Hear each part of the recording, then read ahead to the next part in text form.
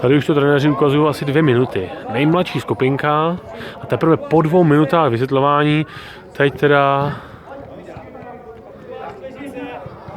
jim to moc nevyšlo, protože to oba dva to zastavili na jedné straně.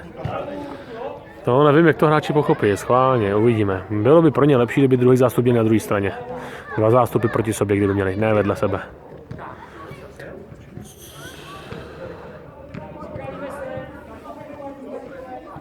Tak koukneme, jak jim to bude.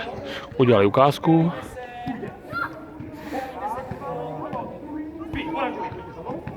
Tak skvělý, ještě než jsem zasáhl, tak už je to změna, perfektní změna.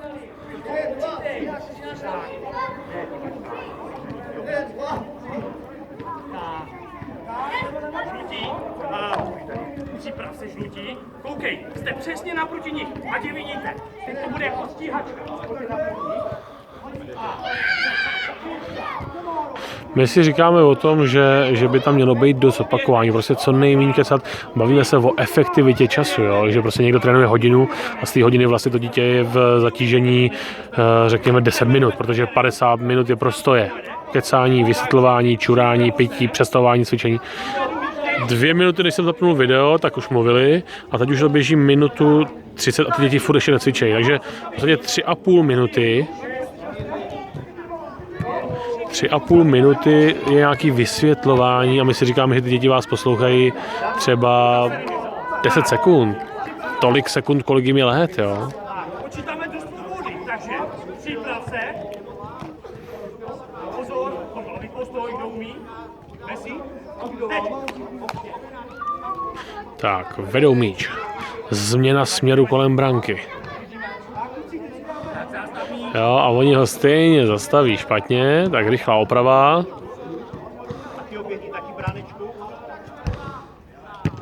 Ten zakončuje do svého míče, ale přitom měl zakončovat do cizího míče. No, přitom je to jako relativně jednoduché cvičení, ale kolik je s tím práce u těch nejmenších, jo. Prostě dobrá ukázka.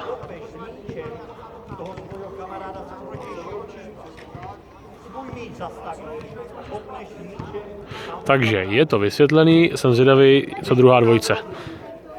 Mluví se už 4,5 minuty a zatím šla jenom 1 dvojce.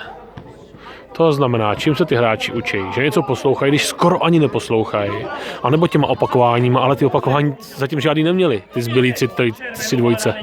A zastaví volou u červeného kuželu. To se zvědaví, kdo si to zapamatuje. Tady u těch nejmenších ani není potřeba, tady v podstatě se ani k detailu nedostaneš, protože oni skoro necvičí. Dobře, cukrok to dotek. U své barvičky zastav, oběhni. Perfektní. A to se zvědaví. A gol. Jo, a zase měli kopat do toho cizího míče, ne do svýho. No, tady z tohohle videa je dobře vidět efektivita cvičení, která je zatím velice nízká, protože oni opravdu málo procvičují, bylo tam hodně mluvení, hodně vysvětlování a my se musíme u těch dětí snažit prostě dávat takovou ukázku s takovým vysvětlením, co je prostě rychlý. Oni mluvili 4,5 minuty, já si myslím, že by za půl minuty, za 3/4 minuty to měli zvládnout s tou ukázkou ukázat a už by to mělo fungovat. A místo 3/4 minuty to bylo 5 minut.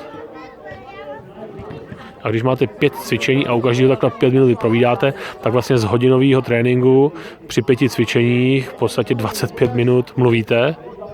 Když se vezme, že se chodí ještě po dvojicích, takže než se hráč 20 na opakování, no, tam opravdu ten hráč bude tak 10 minut zatížení z té hodiny.